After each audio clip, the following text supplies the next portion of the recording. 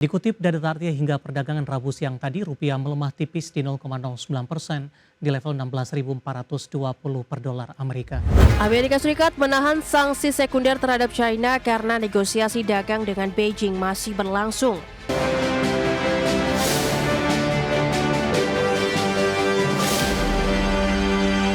Kita beralih ke informasi indikator perdagangan lainnya pemirsa, di mana nilai tukar rupiah melemah tipis dan bertahan di level 16.400-an di tengah penguatan indeks dolar Amerika Serikat. Dikutip dari Tartia hingga perdagangan Rabu siang tadi, rupiah melemah tipis di 0,09% di level 16.420 per dolar Amerika. Di mana sebelumnya rupiah sudah dibuka melemah di 0,21% di level 16.430 per dolar Amerika Serikat.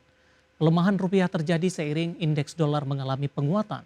Di Rabu pagi pemirsa, indeks dolar Amerika kembali menguat di 0,06% di level 98,45 setelah di Selasa indeks dolar Amerika menguat signifikan di 0,6% di level 98,34. Hal ini terjadi seiring pelaku pasar menantikan rilis data ekonomi penting yang akan menjadi penentu apakah ekspektasi pemangkasan suku bunga The Fed di September akan tetap kuat.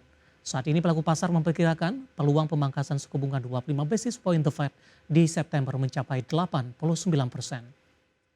Langsung saja kita akan update seperti apa pergerakan nilai tukar rupiah terhadap sejumlah mata uang utama berikut ini. Dapat Anda saksikan grafis di layar televisi Anda pemirsa. Pergerakan nilai tukar rupiah terhadap dolar Amerika Serikat di 16.420 rupiah, kemudian terhadap euro di 19.120 rupiah, kemudian terhadap pound sterling di Rp21.956 maksud kami, kemudian terhadap yen Jepang di Rp110,40.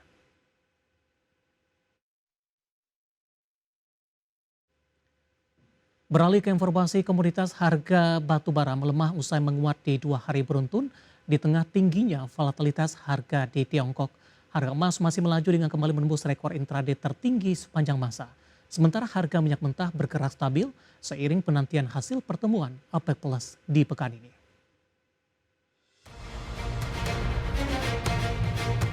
Harga batubara melemah usai menguat 2 hari beruntun di 1,1%. Merujuk Refinitiv, harga batubara di Selasa ditutup di posisi $109,7 Amerika per ton atau turun 1%. Harga batubara melemah di tengah ketidakjelasan pergerakan harga di China. Dirangkum dari berbagai sumber, menurut laporan dari SX Coal, harga batu bara termal di China sepanjang Agustus bergerak membentuk pola inverted V. Pola ini meningkat tajam pada pertengahan bulan lalu, kemudian menurun memasuki akhir bulan seiring perubahan dalam permintaan dan pasokan. Harga emas dunia kembali berhasil menembus rekor baru tertinggi sepanjang masa. Harga emas melonjak ke rekor tertinggi di atas 3.500-an per troy ounce di tengah spekulasi penurunan suku bunga The Fed dan resiko ekonomi.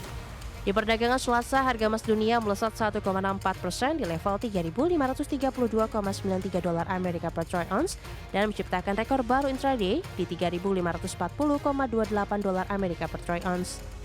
Harga emas sudah menguat 6 hari beruntun dengan menguat hampir 5%. Sementara di Rabu pagi, harga emas dunia di pasar spot melemah 0,14% di $3.527,89 Amerika per troy ounce. Harga minyak dunia bergerak stabil di perdagangan Asia Rabu pagi, mempertahankan kenaikan 1% di perdagangan hari sebelumnya, didorong sanksi Amerika Serikat terhadap jaringan pengapalan minyak. Sementara di sisi lain, pasar menanti hasil pertemuan OPEC Plus akhir pekan ini. Melansir Reuters, harga minyak mentah Brent turun tipis 0,01% di $69,13 Amerika per barrel. Sementara minyak mentah WTI Amerika Serikat naik tipis 0,06% ke level $65,63 Amerika per barrel. Berbagai sumber, IDX Channel.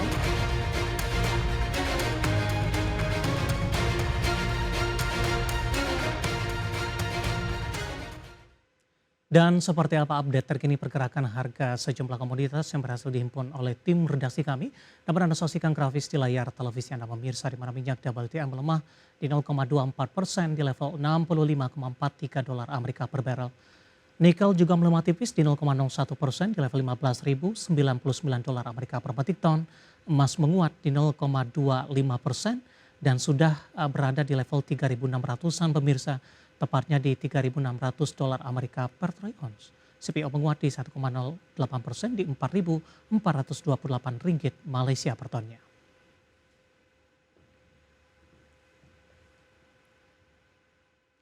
Dan selanjutnya mari kita coba simak beberapa sentimen yang berkembang di sepanjang perdagangan hari ini yang berhasil dihimpun oleh tim redaksi kami dan diproyeksikan akan mempengaruhi pergerakan indeks harga saham gabungan. Tampaknya didominasi oleh sentimen internasional. Informasinya apa saja? Mari kita simak rangkumannya berikut ini.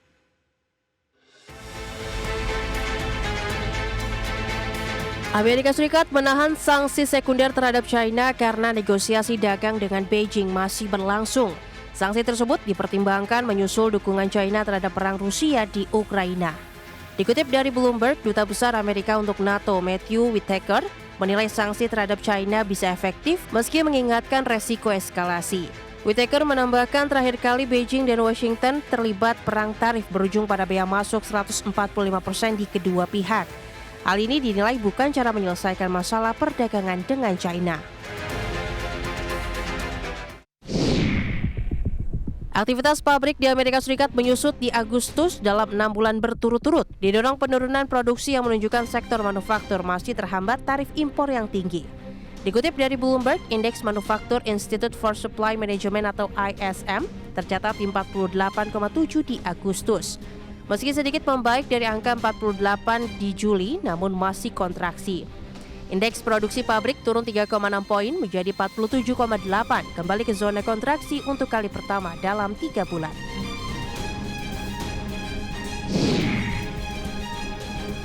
Wall Street ambruk berjamaah di Selasa waktu setempat usai putusan tarif Presiden Amerika Serikat Donald Trump, di mana pengadilan banding federal memutuskan sebagian besar tarif ilegal. Hal ini memicu kekhawatiran pasar keuangan Amerika. Selain itu, investor cemas menanti laporan penggajian bulanan Amerika dan pertumbuhan lapangan kerja Amerika. Indeks Dow Jones ditutup melemah 0,55% di level 45.295,69. S&P 500 turun 0,69% di level 6.415,54 dan Nasdaq merosot 0,82% di 21.279,63.